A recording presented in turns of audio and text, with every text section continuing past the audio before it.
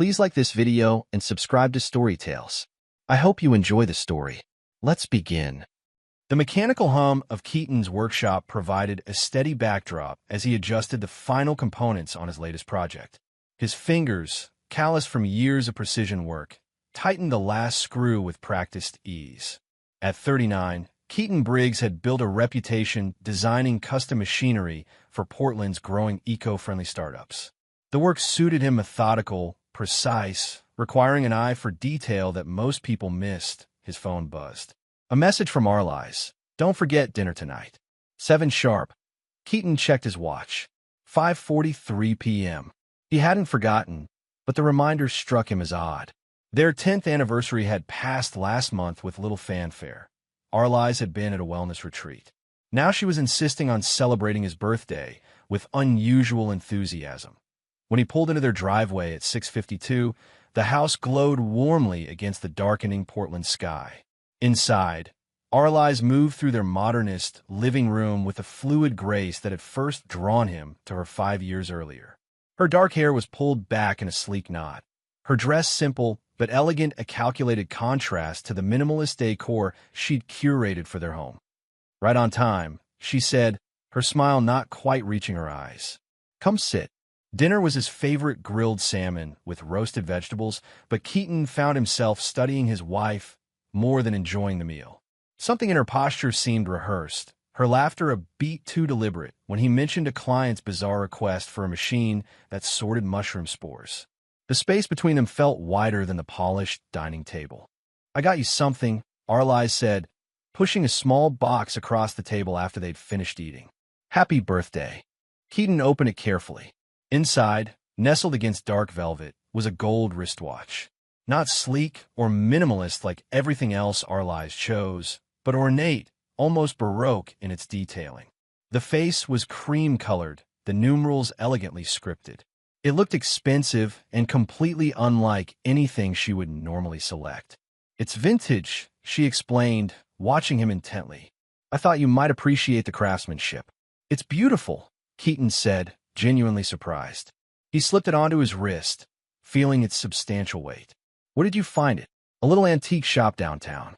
The owner said it was from the 1940s. "Swiss-made."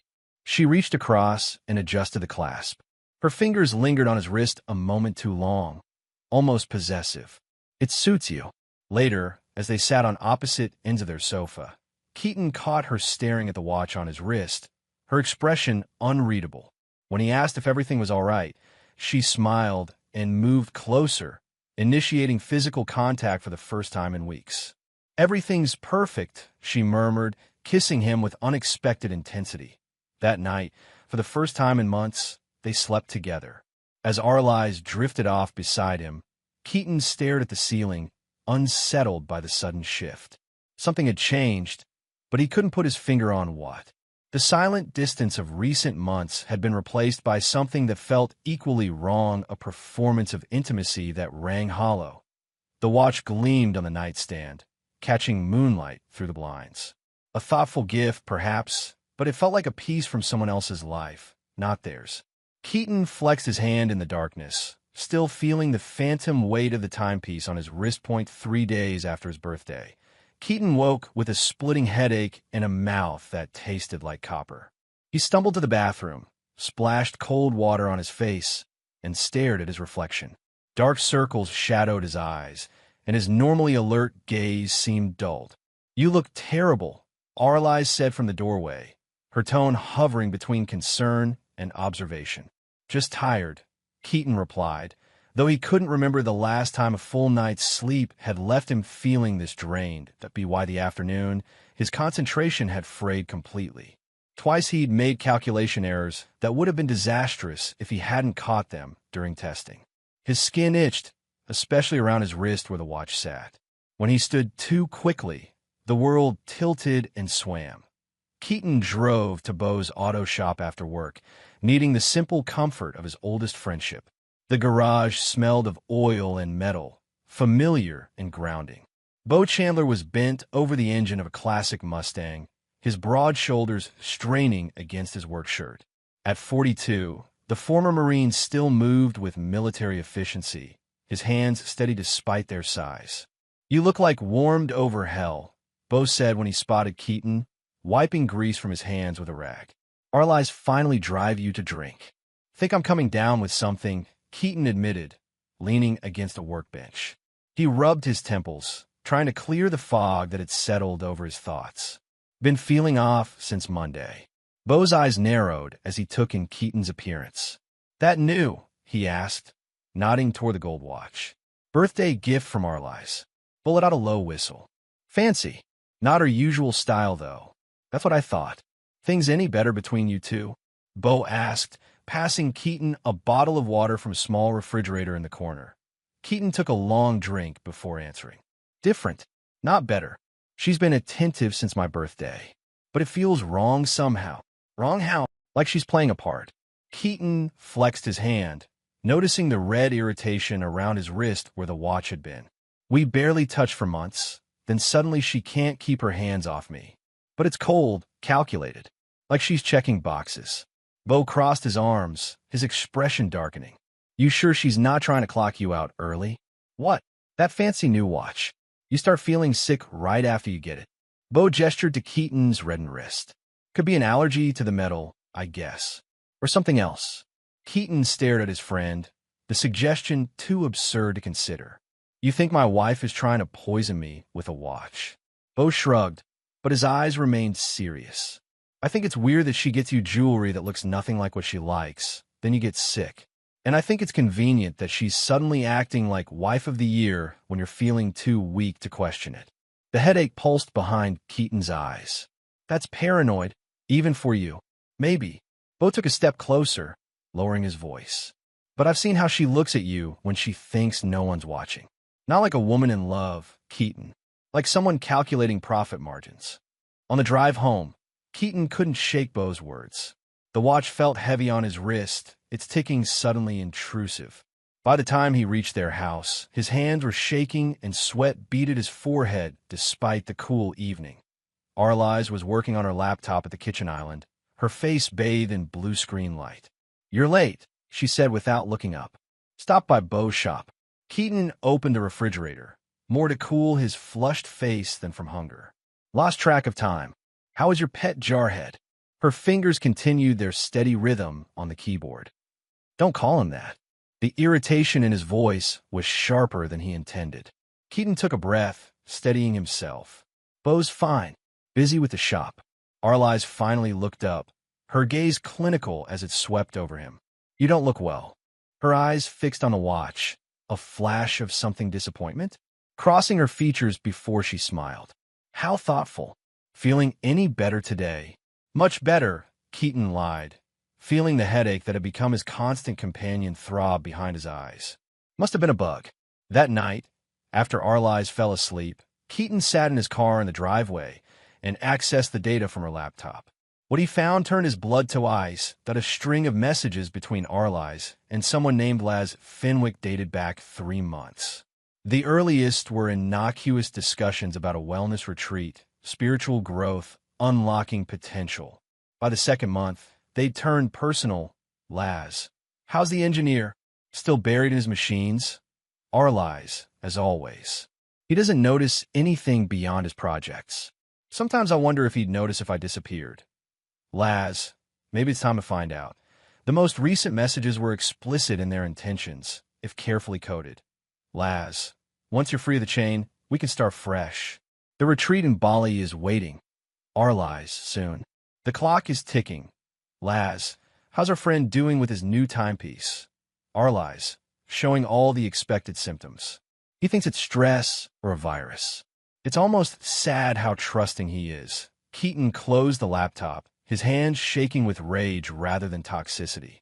The betrayal was total, not just an affair, but a calculated murder plot.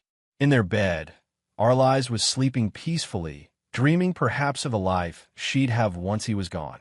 His phone buzzed with a text from Bo. "Found something. Call me point 20 minutes later." Keaton was looking at a photograph on Bo's phone.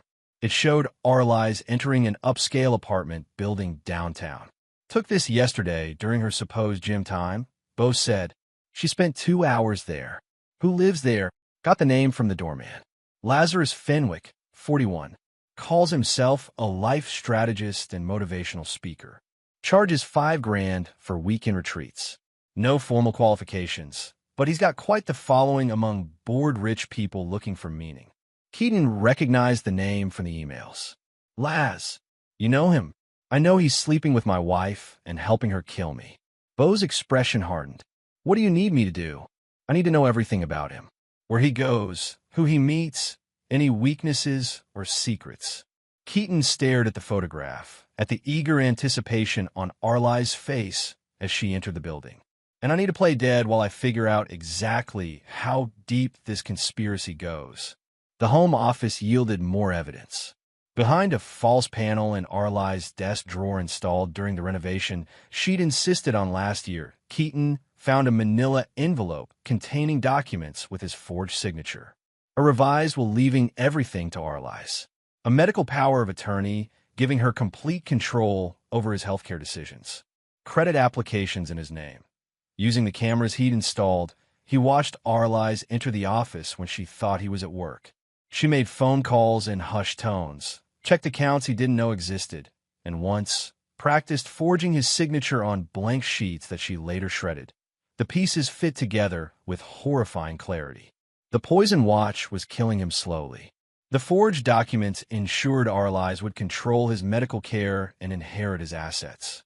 The credit lines in his name, totaling over $250,000, would provide immediate cash after his death. One evening, as they sat across from each other at dinner, Keaton deliberately knocked over his water glass.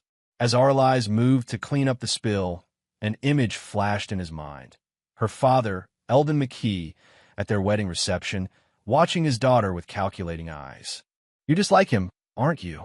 Keaton said quietly. Arli's froze, paper towels in hand. "Like who?" "Your father. The way he measured everything by its value. The way he taught you that weakness deserves punishment." Something shifted in her expression: surprise, then wariness. Dad was a businessman. He understood how the world works. He was a sociopath who treated you like an investment. Keaton held her gaze. "And now you're following his playbook." For a moment, genuine emotion cracked through her facade: anger, pain, defiance. Then her mask slipped back into place. "You're confused again. Did you take your medication?" "No medication for what I've got," Keaton replied, letting weariness seep into his voice. This was the role he needed to play: the declining husband, unaware of the plot against him. "Just tired. Don't mind me." Later, reviewing the camera footage, he watched Arli's make a call after he'd gone to bed.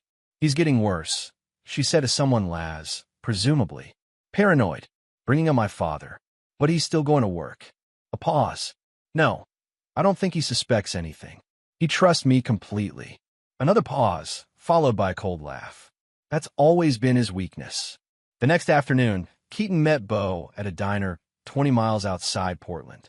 Bo's sister Lita was with him, a sharp-featured woman in her early 30s with the same watchful eyes as her brother. "Lita attends bar at the Undercut," Bo explained. "It's all the gossip.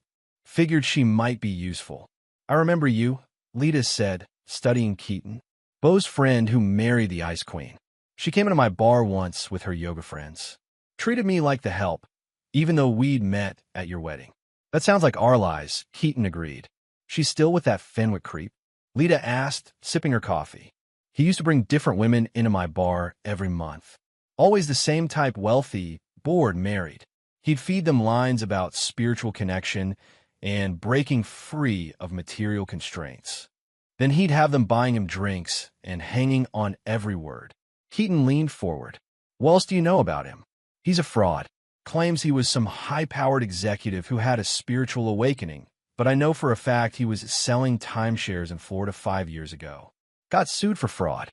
Reinvented himself as a guru and moved here." "Any weaknesses?" Lita's smile was sharp. "Gambling. High-stakes poker. He loses more than he wins, but keeps going back. And he's got a temper. When he's losing, got banned from a couple of underground games for making threats." The door to the diner opened, admitting a gust of cold air and a woman in her 50s with steel-gray hair and alert eyes. She spotted their table and walked over with confident strides. "Vonda Arkin," Bo said by way of introduction. former lawyer, now works as a paralegal, specializes in creative legal solutions. You must be the husband, Vonda said, sliding into the booth beside Lita. Bo, fill me in. You've got yourself a situation. My wife is trying to murder me and steal everything I own, Keaton said flatly. I'd call that a situation. Vonda nodded, unperturbed. Seen it before? Not usually with poison watches, but the motivation's always the same. Greed, control, a new lover. She pulled out a legal pad. What do you want to happen here? I want to expose them. Both of them. And I want to make sure Arlize doesn't get a penny of my money or a moment of freedom to enjoy her new life. Revenge, then. Vonda made a note. That's fine, but we need to be smart about it. You've got evidence of the poison watch. The pawnbroker who identified it is willing to testify. I've got the blood tests showing mercury poisoning, and I've saved the emails between Arlize and Laz discussing my deteriorating health. Good start. Not enough. Vonda's pen moved across the paper in quick strokes. We need to catch them explicitly planning your death. And we need to document the fraud with the forged documents. What's your timeline? I'm supposed to be dead within a month, based on the expected progression of the symptoms. Arlize has been talking about a healing weekend at a lakeside cabin next week. Perfect, Vonda said. If they're planning to accelerate things, that's where they'll discuss it. We need eyes and ears on that cabin. I've been following Fenwick, Bo added. He's married with kids, lives in Seattle. Comes down here 3 days a week, tells his wife he's running retreats. She has no idea about Arlize or the other women. Keaton felt cold clarity settling over him. So we have leverage. We have the beginnings of a plan, Vonda corrected. But we need to be careful. One wrong move, and they'll know you're onto them. Then they might try something more direct. Let them try, Keaton said, his voice hard. I'm done being the trusting husband. Keaton began his performance the next day. He stumbled slightly when rising from his chair at breakfast. He paused mid-sentence, pretending to search for words. He rubbed his temples frequently, wincing at loud noises. All the while, he watched Arlize watching him, noting the clinical assessment in her gaze. I made an appointment with Dr. Reiner, she told him over dinner. For next Tuesday. Keaton recognized the name from the forged medical power of attorney. Never heard of him. He specializes in neurological disorders. Arlize's voice was gentle, concerned the perfect worried spouse. With your symptoms, we should rule out anything serious. What symptoms exactly? Keaton asked, deliberately slurring the word exactly slightly. The headaches, the confusion, the memory lapses. She reached across the table to take his hand. You forgot your own mother's name yesterday. He hadn't, of course, but he nodded slowly, as if this information was troubling but not surprising. Maybe you're right. I should see someone. The flash of satisfaction in her eyes was quickly masked by sympathy. I'll take care of everything. You just focus on resting. That night, she helped him to bed like an invalid, her touch gentle but impersonal, a nurse with a terminal patient. When she thought he was asleep, she made another call to Laz. It's working perfectly, she whispered. The doctor will document his cognitive decline. I've already spoken with him about potential causes: early onset dementia, brain tumor. He'll order tests, but by the time they come back, Keaton listened, recording everything through the camera he'd hidden in the bedroom air vent. Each piece of evidence was another nail in her coffin. Meanwhile, Bo and Lita continued their surveillance of Laz. They discovered he had conned at least 3 other women in similar situations, bored wives looking for excitement, meaning, or escape. None had gone as far as attempted murder, but all had transferred significant funds to him before the relationships ended. He's got a pattern, Bo reported during one of their clandestine meetings. Meets them at his retreats, identifies vulnerabilities, promises transformation. Always targets women with money and unhappy marriages. And Arlize fell for it completely. Keaton said, the betrayal still raw despite everything he'd learned. She was the perfect mark, Lita added. Rich, discontented, raised by a father who taught her that power is the only thing that matters. Fenwick just tapped into what was already there. The healing weekend was scheduled for the following Friday, supposedly a retreat for Keaton to rest and recover at a remote cabin by Lake Oswego. In reality, based on fragments of conversation he'd overheard, It would be the site of his accidental drowning. They've rented the cabin for the full week, Vonda confirmed, having traced the booking through her contacts. Paid cash, but I got the address. Isolated spot, private dock. Perfect for staging an accident. We need ears inside that cabin before they arrive, Keaton said. If they're planning to kill me there, I want it recorded. Bo nodded grimly. Leave it to me. The cabin stood alone at the end of a gravel road, surrounded by tall pines and overlooking a quiet cove. Bo parked his truck out of sight and approached on foot, carrying a backpack of surveillance equipment. The lock on the back door yielded to his expertise in under a minute. Working quickly, he placed tiny cameras and microphones throughout the main living area, bedroom, and dock.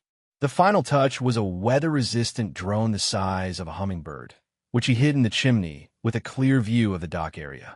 All set, he reported to Keaton via text. Everything feeds directly to your secure server. Motion activated and running on independent battery power. The next day, following the GPS tracker Bo had placed on Arlai's car, they watched from a distance as she arrived at the cabin.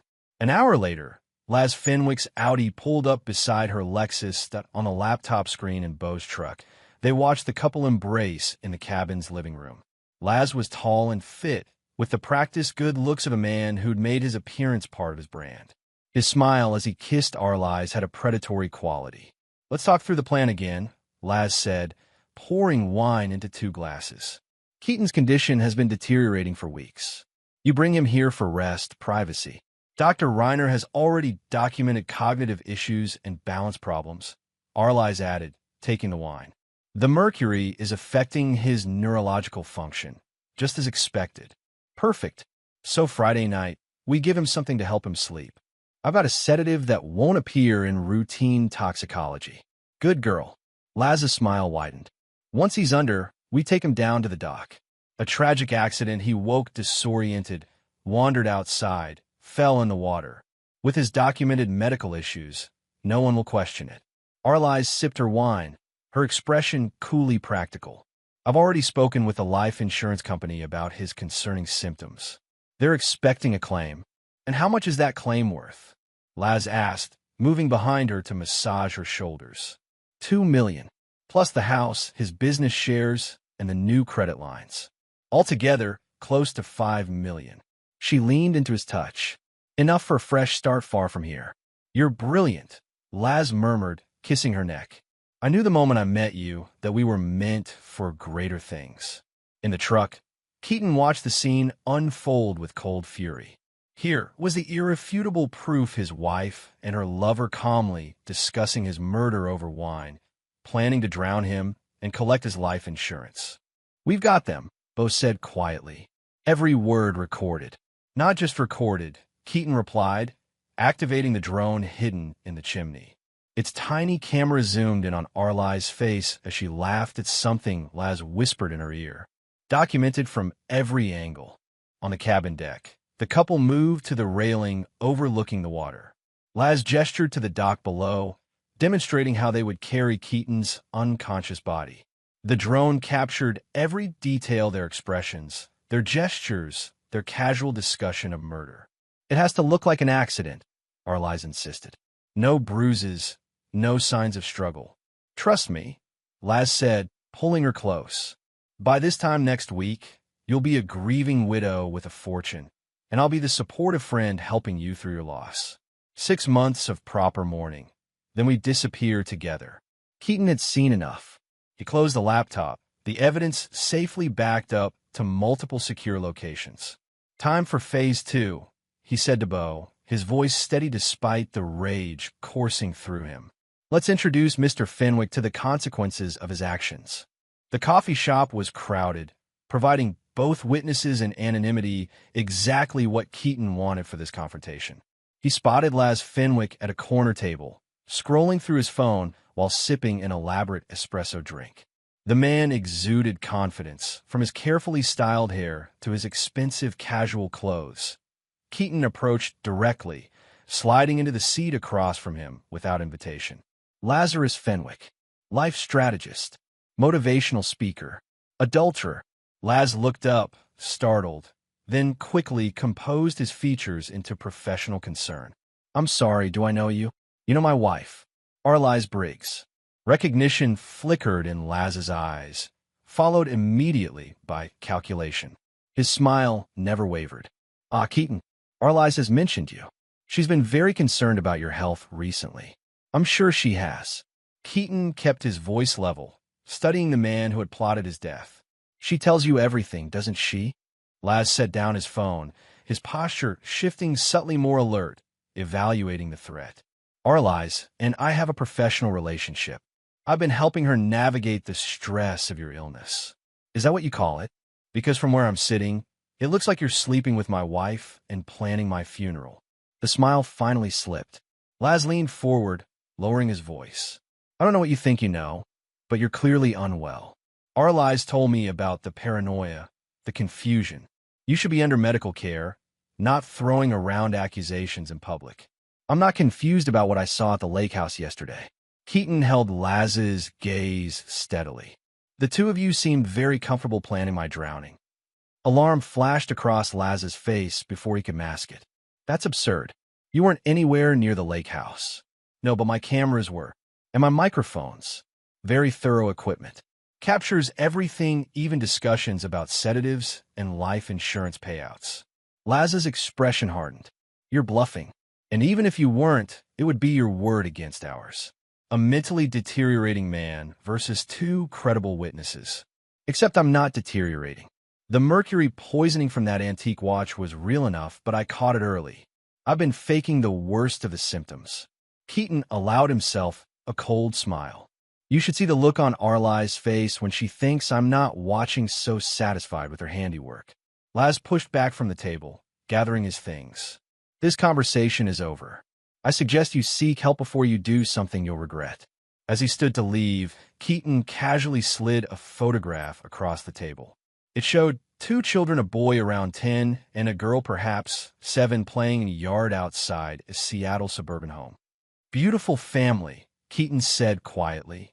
Do they know their father spends his weekends planning murders with his mistresses?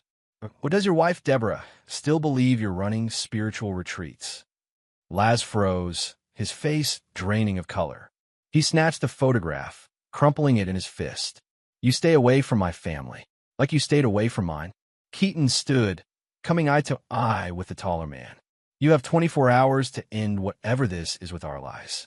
After that, everything I have goes to the police and to Deborah. You'll be gone in a week anyway. Laz hissed, his composed facade cracking completely. I'll be comforting your widow while you rot. We'll see who's comforting whom. Keaton turned to leave, then paused. Oh, and Laz, I know about Florida. The fraud charges. The investors you cheated. I wonder if the Oregon State Licensing Board knows about that history. Laz's face contorted with rage. You're dead already, he spat. You just don't know it yet. Keaton smiled, the expression never reaching his eyes. No, Laz, you're the one who doesn't know what's coming. The anonymous packages were delivered simultaneously, one to Deborah Fenwick in Seattle, one to Arlize's parents in Beaverton, one to the Oregon Professional Licensing Board, and one to the detective who had investigated Laz's fraud case in Florida. Each contained selected evidence, photos of Laz and Arlize together, transcripts of their conversations planning Keaton's murder, documentation of the poison watch, financial records showing money transfers from Arlize to Laz, copies of the forged documents. B.O. watched Laz's apartment building, while Keaton monitored the surveillance feeds at home. It didn't take long for the chaos to begin. Deborah Fenwick called her husband 17 times in the span of 2 hours. When he finally answered, their conversation was explosive, her screams audible even through the closed windows of his downtown apartment. Meanwhile, Arlize received a call from her father. Keaton watched through the hidden camera as she paced the living room, her voice rising in defensive anger. It's not what it looks like, she insisted. Keaton is mentally ill. He's been making wild accusations, forging documents to frame me. A pause. Of course I'm not trying to kill him. I've been taking care of him through this whole breakdown. When she hung up, her composed facade had cracked. She immediately called Laz, but he didn't answer. Her next call was to their bank, where she attempted to transfer funds from their joint account to one in her name only. Keaton had anticipated this. All accounts were already frozen, pending a fraud investigation he'd initiated through Vonda's legal channels. The final blow came that evening. Bo called Keaton, his voice tight with excitement. Fenwick's on the move. Packed a suitcase, cleaned out his apartment. Looks like he's running. Stay with him, Keaton instructed. Let me know where he goes. 3 hours later, Laz Fenwick was arrested attempting to board a flight to Mexico using a false passport. The airport security had been tipped off anonymously about a passenger matching his description, carrying large amounts of undeclared cash. When Arlize learned of Laz's arrest from the evening news, she tried calling him again repeatedly. Each time, the call went straight to voicemail. Keaton watched her growing panic with grim satisfaction. The trap was closing. That night, he didn't come home. Instead, he sent Arlize a text. Working late. Don't wait up at in reality. He was meeting with Detective Miranda Torres of the Portland Police Department, laying out evidence of the murder plot, the fraud, and the conspiracy. Torres listened without interruption, her expression growing more grave with each revelation. This is extraordinarily well documented, she said when he finished. Most victims don't have this level of evidence. Most victims don't catch on until it's too late, Keaton replied. When will you make the arrest? We'll pick her up tomorrow morning. In the meantime, do not go home. Do not contact her. If she realizes you're onto her, there's no telling what she might do. Keaton nodded, thinking of the woman he'd married, the woman he thought he knew. She won't expect it. She still thinks I'm her slowly dying husband, oblivious to everything. That's what will make this stick, Torres said, gathering the evidence files. The completeness of her deception, documented in her own words. As he left the police station, Keaton felt no triumph, only a hollow certainty that justice was coming. Arlize returned from her morning run to find the house eerily quiet. Keaton's car was gone from the garage. His workspace in the basement was untouched from the day before. Calling his office yielded nothing. He hadn't come in today. She moved through the house. A sense of wrongness grew. Something had changed. Drawers that should have been locked were open. Papers on her desk had been disturbed. The hidden panel in her office where she kept the forged documents stood slightly ajar.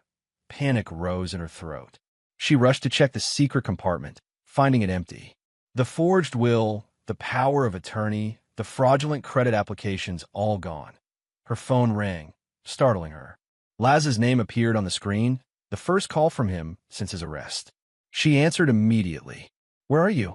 What happened? She demanded. It's over, Arlize. His voice was flat, defeated. They know everything. Keaton knows everything. What are you talking about? Keaton is clueless. He can barely remember his own name. He's been playing you, Laz said bitterly. The confusion, the memory problems, all an act. He's known about the watch, about us, about the plan at the lake. He's been recording everything.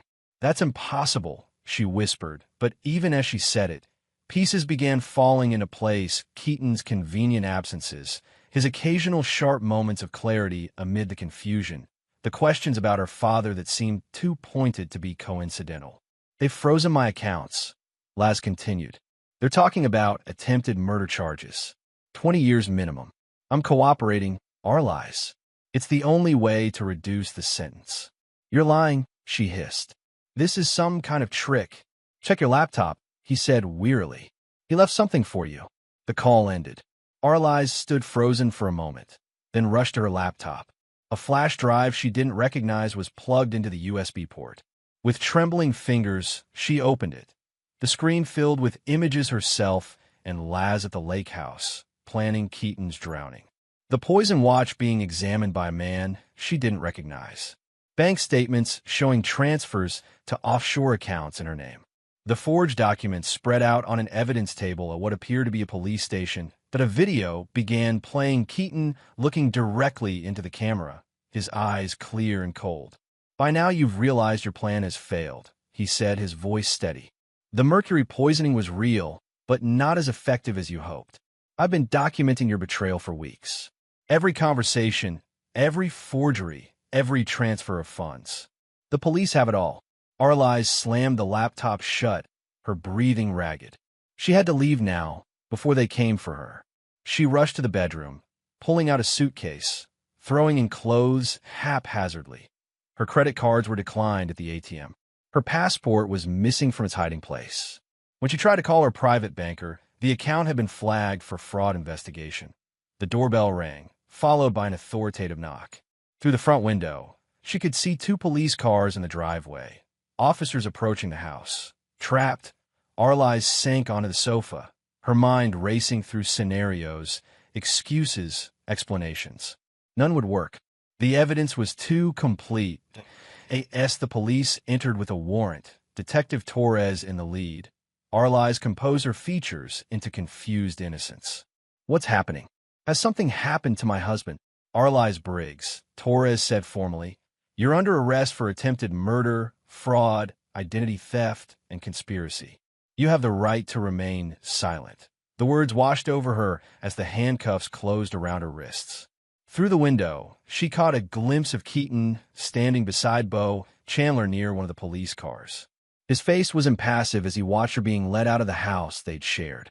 Keaton, she called desperately. This is all a mistake. I was trying to help you. He didn't respond, didn't even look at her directly. His gaze was fixed somewhere beyond her, already moving past this moment, past her. As they placed her in the back of the police car, the reality of her situation finally broke through her denial. Everything was gone, Laz. The money, the future she'd planned. All of it destroyed by the husband she'd underestimated completely. The courtroom was quieter than Keaton had expected, the proceedings moving with efficient gravity. He sat in the front row beside Bo and Vonda, watching as Arlize was led and wearing a beige jumpsuit that drained the color from her face, but she'd lost weight in the weeks since her arrest. Her hair, normally styled to perfection, was pulled back severely from her face. But her posture remained proud, defiant even in defeat. The evidence presentation was methodical and devastating. The prosecution played recordings of Arlize and Laz planning Keaton's death. They showed the poison watch, now sealed in an evidence bag, and explained the mechanism of the dimethylmercury delivery system. Medical experts testified about Keaton's blood tests, confirming mercury poisoning consistent with the watch exposure. Financial records detailed the money trail funds siphoned from joint accounts, credit lines opened in Keaton's name, life insurance policies recently increased. The forged documents were presented with handwriting analysis confirming Arlize as the forger. Most damning was Laz's testimony. In exchange for a reduced sentence, he provided complete details of the conspiracy, from its inception at the wellness retreat to the final plans for Keaton's accidental drowning at the lake. Throughout it all, Arlize maintained her composure, occasionally whispering to her attorney. Only when Keaton took the stand did her mask slip, revealing flashes of the cold fury beneath. Mr. Briggs, the prosecutor asked, when did you first suspect your wife was trying to kill you? Well, I began experiencing symptoms after wearing the watch she gave me, Keaton replied, his voice steady. A friend suggested I have it examined. That's when I learned it contained poison. And rather than confront her immediately, you gathered evidence. Yes, I needed to understand the full extent of her plans. Keaton looked directly at Arlize for the first time. I needed to know if there was any explanation besides the obvious that my wife wanted me dead. What did you discover? That she and her lover had been planning my murder for months. That she had forged documents to control my assets after my death. That she had systematically created a false medical history suggesting I was mentally deteriorating to make my eventual death seem unsurprising. Arlize's attorney cross-examined him aggressively, suggesting that Keaton had manipulated evidence, that his surveillance was illegal, that he had entrapped his wife. Through it all, Keaton remained composed, answering truthfully but without emotion.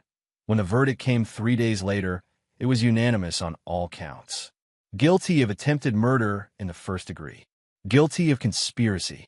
Guilty of fraud, forgery, identity theft. The judge prepared to announce sentencing. Arlize was given the opportunity to speak. She rose slowly, turning to face Keaton rather than the judge. I made a mistake, she said, her voice breaking with what might have been genuine emotion. I was unhappy, confused. Laz manipulated me, made me believe things that weren't true. I never would have gone through with it. Tears spilled down her cheeks. "Please, Keaton. You know me. You know I'm not a murderer." The courtroom was silent, all eyes on him. Keaton met her gaze steadily. "The sentencing is in the judge's hands, not mine," he said quietly. "But I do know you, Arlies. Better than you think. I know you're exactly what the evidence shows you to be." Her face hardened. "You were never a man," she hissed, the mask of contrition falling away completely. "Just a project, a means to an end. My father was right about you, weak, easily controlled. Yet I survived what you couldn't kill," Keaton replied simply, turning away from her. The judge sentenced her to 22 years in prison without possibility of parole for 10 years. As she was led away, Arlies never looked back at the husband whose murder had been meant to fund her new life. Outside the courthouse, reporters called questions that Keaton ignored. Beau's solid presence beside him kept the crowd at bay as they made their way to the car. "It's over," Beau said once they were driving away. "She can't hurt you anymore."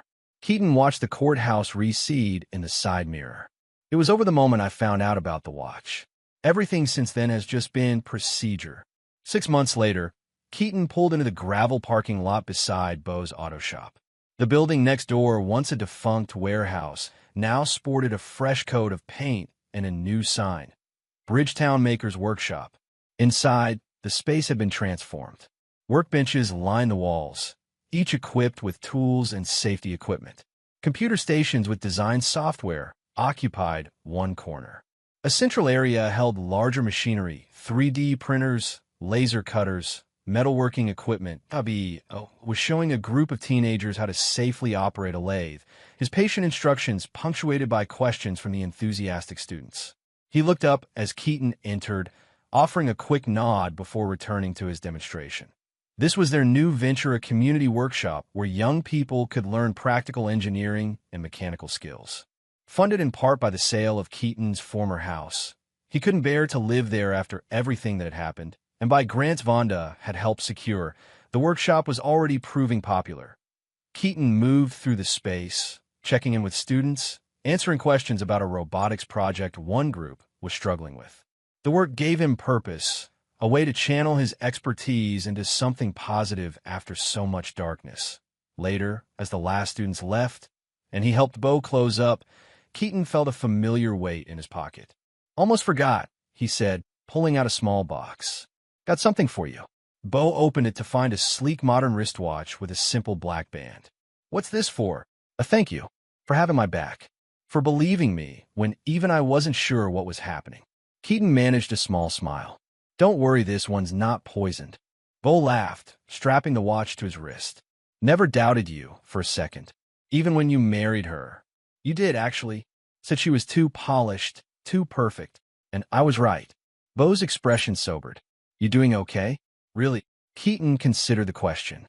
The trial had made headlines, turning his private betrayal into public spectacle. The pity in people's eyes when they recognized him was almost worse than the notoriety. But he was sleeping again, the mercury finally cleared from his system. The nightmares were less frequent. "I'm getting there," he said truthfully, "one day at a time." After saying goodbye to Beau, Keaton drove to the Willamette River. He parked near a pedestrian bridge and walked out to the middle, gazing down at the dark water flowing beneath. The spring evening was cool, but not cold, the setting sun painting the river with gold and orange. From his pocket, he withdrew the duplicate poison watch Harlan had helped him create for the trial, identical to the original that was now secured in police evidence. He held it in his palm, feeling its weight one last time. The watch had been meant to end his life. Instead, it had revealed the truth and set him free from a marriage built on lies. In a strange way, he owed it a debt. With a decisive motion, Keaton tossed the watch into the river.